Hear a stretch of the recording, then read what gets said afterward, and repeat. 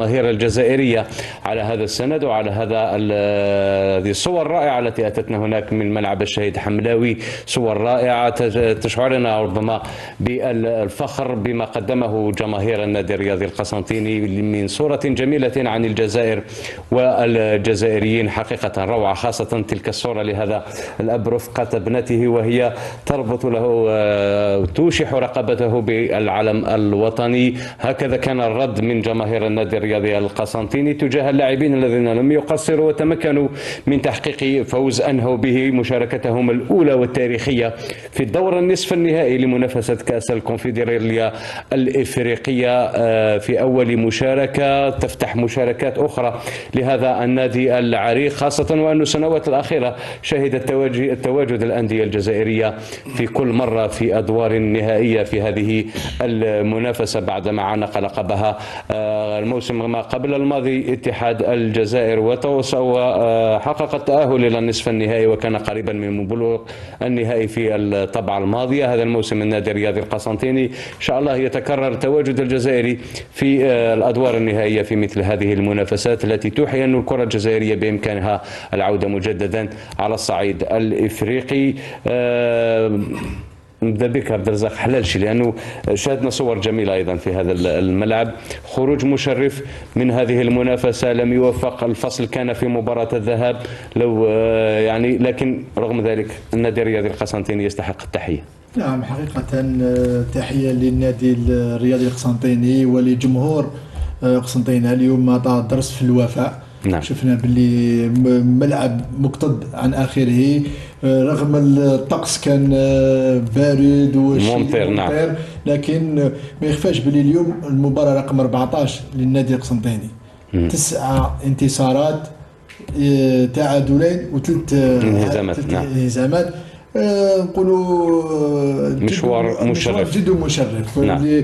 وحتى في الادوار المتقدمه نصف النهائي نتمنى ان شاء الله التوفيق للنادي الرياضي القسنطيني مستقبلا ولكل الانديه الجزائريه. نعم. ان شاء الله. شيخ حسين، شيء ايجابي تواجد الانديه الجزائريه في كل مره في مثل هذه الادوار يخلينا ربما هذا هو المطلوب، العوده على الساحه الافريقيه ومن ثم البحث عن التتويجات.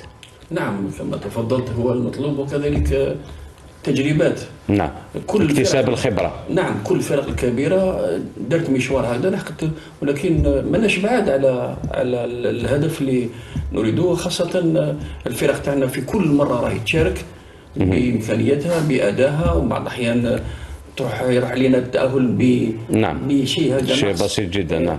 واليوم شفنا فريق النادي القسنطيني على كل حال ما تاهلناش، ولكن الفوز الكبير الجمهور.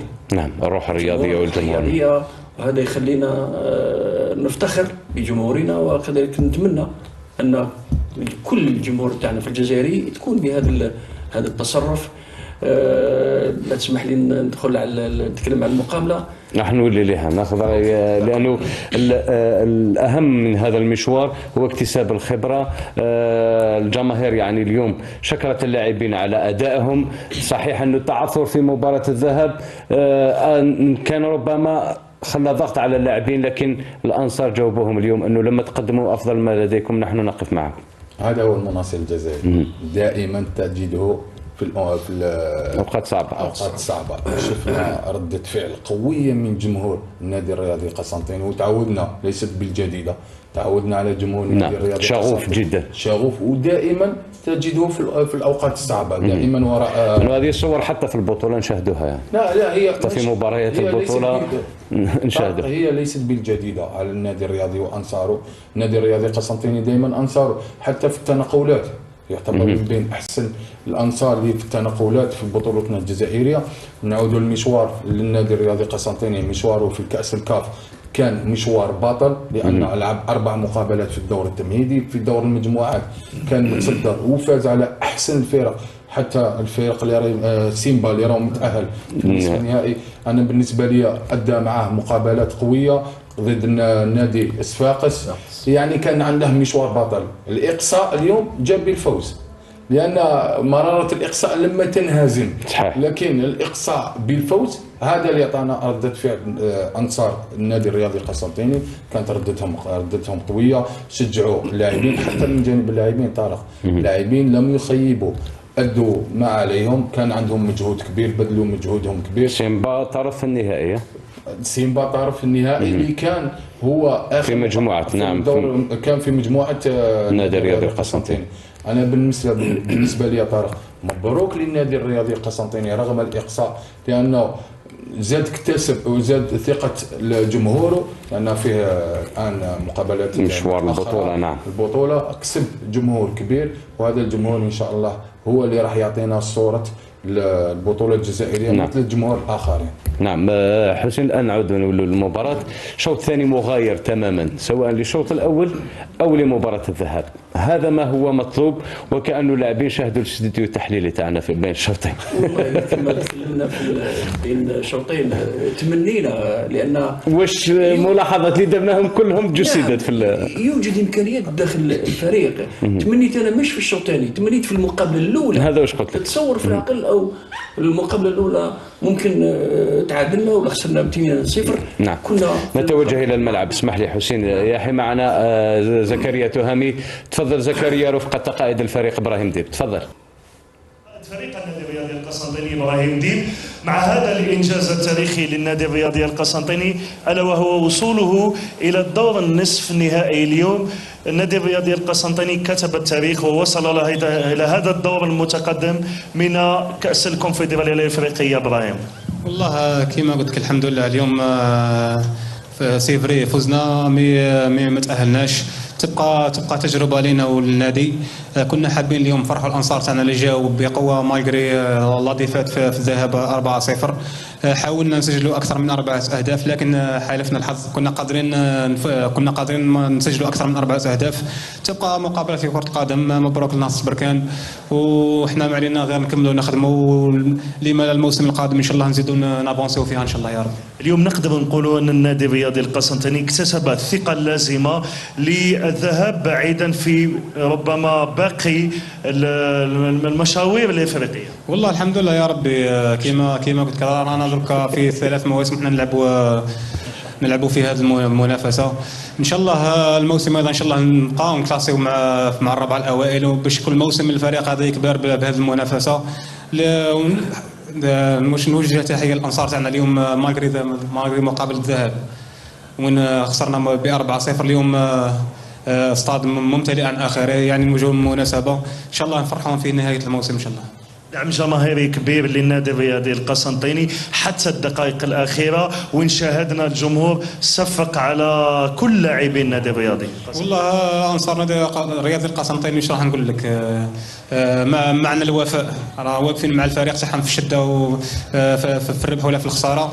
اليوم كما شفت ستاد كان ارشي كومبلي، ساندونا حتى الدقيقة الأخرى مالغري ما تأهلناش، فزنا بالمقابله.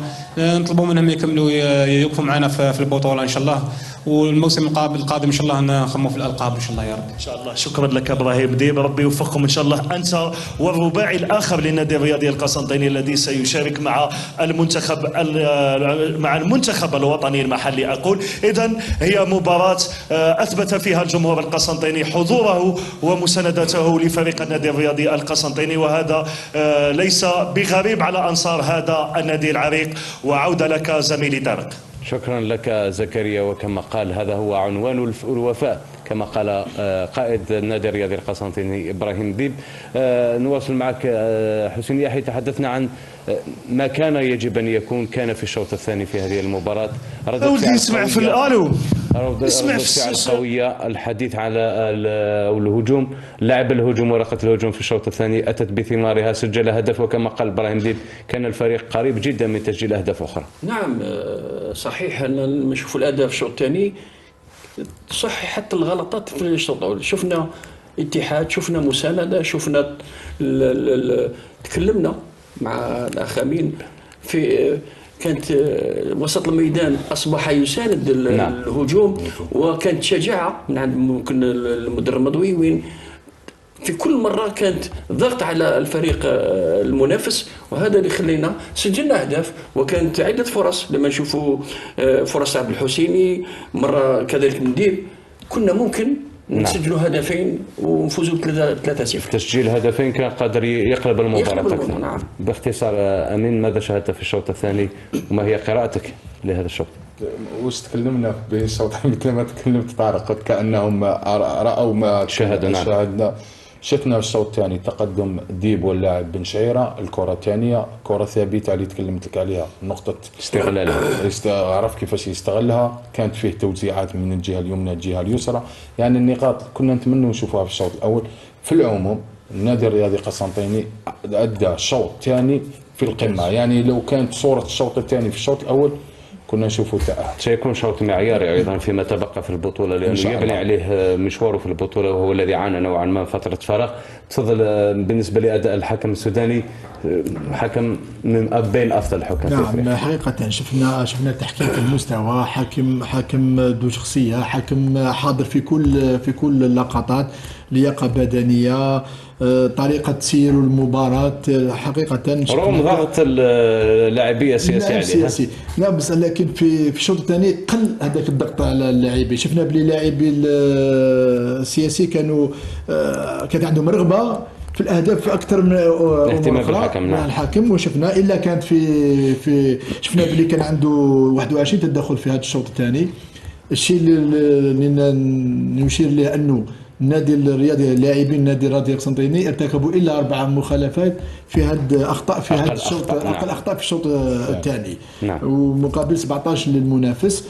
بطاقة صفراء واحدة للمنافس في الشوط الثاني، في المجموعة 3 بطاقات صفراء. وشفنا حالتين تسلل، وحالة تسلل الثانية كانت خاطئة، كان تقدير خاطئ من المساعد الأول. وشفنا في الإعادة أنه لا وجود لتسلل لهجوم النادي الرياضي القسنطيني.